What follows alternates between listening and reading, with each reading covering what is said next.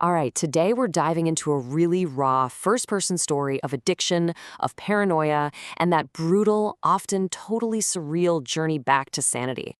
This isn't just another memoir, it's more like a dispatch from someone who walked right through hell and came back with a map. And this quote right here, it just perfectly sets the stage. This isn't some polished, looking back from a safe distance kind of story. No, this is a map that was drawn while he was still lost in the woods.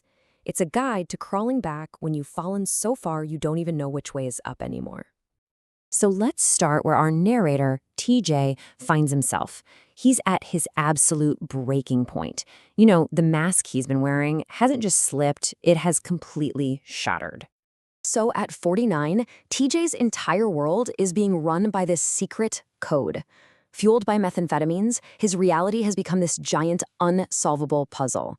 He's absolutely convinced that the universe is sending him hidden messages through song lyrics, license plates, street signs, you name it. And this isn't some fun game for him. It's a terrifying delusion that has taken over everything. And if you want to understand just how deep this delusion went, look at this. This is how his mind was working. He takes a simple phrase, when words fail, music speaks, pulls out the first letters, applies these other bizarre layers of paranoid logic, and somehow, out of all that mental chaos, he pulls a name, Wildflower. And crazily enough, that ends up being the name of his future rehab center, a destination literally born from his own psychosis. And then we get to this date, December 9th. This is it. This is the absolute turning point. This is the day the music finally stopped. And these four words, these four simple words from his partner, Teresa, are what finally cut through all the noise in his head. It wasn't a screaming match, there were no threats. It was just this quiet, simple, and utterly devastating truth. The game was up. He needed a plan. So a plan is made. But the journey into recovery, oh, it's anything but a straight line. TJ begins this chaotic, totally surreal fall into the world of detox. I mean, you really can't make this stuff up. He's trying to get an Uber to go to detox, but he's so paranoid he's convinced every driver is a mafia hitman sent to get him. He's terrified. And then, out of nowhere, a hearse just drives down his quiet suburban street. But instead of freaking him out more, his scrambled brain sees it as a sign from the universe telling him, hey, relax, it's going to be okay. He just bursts out laughing, a madman on his own front porch. His first 48 hours in detox are just as bizarre. He gets to the facility and it's practically empty. There are only two other patients, which to him feels like it was fated, part of the code. And his paranoia is still in high gear. He sits in group meetings absolutely convinced that everyone can hear his private thoughts and are responding to them out loud. The line between what's real and what's not is still incredibly blurry. Okay, so after detox, he moves on to the rehab facility that his mind had literally conjured up from the code, a place called Wildflower. And boy, what a shock to the system this was. The pictures he'd seen online promised this serene, private, healing retreat. But the reality? A cramped dorm room with three other guys, nonstop chaos, constant interruptions, and, as he puts it, the overwhelming smell of feet. The difference between the promise and the reality was just staggering. And it doesn't take long for him to just completely fall apart. We're talking less than an hour after he gets there, he sees another guy wearing his favorite t-shirt. A simple laundry mix-up, but for him, in that fragile state, it was the final straw.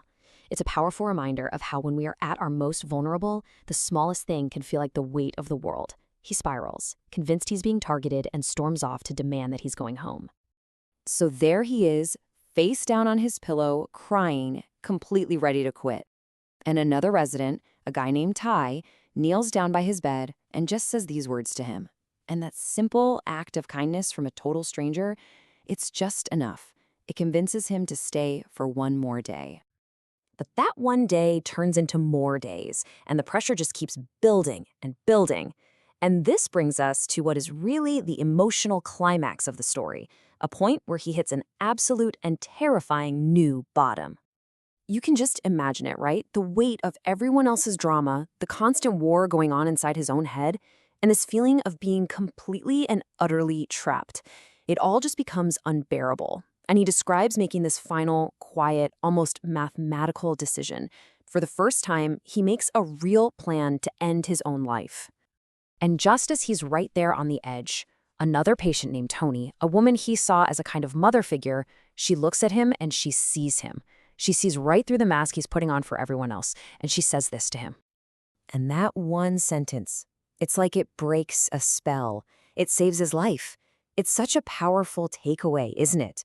The incredible impact one person can have just by choosing to really see another person's pain. Her intervention yanks him back from the edge, and it's the jolt he needs to finally start doing the real work. And later in his journal, he writes this. And wow, it just perfectly captures the huge transformation that starts in that moment. It's not just about getting sober anymore. It's about being reborn from the ashes of the life that he had burned to the ground. So this newfound clarity, this sense of purpose, it marks the final chapter of his journey in this story. TJ stops just trying to survive day to day and starts actively building a completely new life. And he starts by putting together what he calls his Batman utility belt. And I love that analogy. It's not about vague ideas, it's a collection of actual, practical, tangible tools to help him navigate his emotions, his relationships, and just the world in a way he never could before. And a core tool in that belt is something called the Dear Man method. It actually comes from a type of therapy, and it gives you a clear structure for having those really difficult conversations, for asking for what you need without just blowing everything up. It's like a formula for healthy communication. And the logic is actually pretty simple, but so powerful. You describe the situation with just the facts. You express how it made you feel. You assert what you need to happen, and you reinforce why that's a good thing for everybody. He is literally learning a new language for how to interact with people. And honestly, that's a skill set that's valuable for pretty much anyone. And through all this, he comes to realize that his old life, his old self, was built on something brittle, like regular steel. It was always going to break. But this new life, the one that was forged in the fire of recovery, it's built on something much, much stronger. Honesty and integrity, they stop being just words. They become his armor. And that leaves us with this final, really powerful question. It's the central challenge of his story, and really of recovery itself. It's not just about cleaning up the mess. It's about taking ownership of the fact that you were the one holding the match, and then, piece by piece, learning how to build something brand new from the ashes.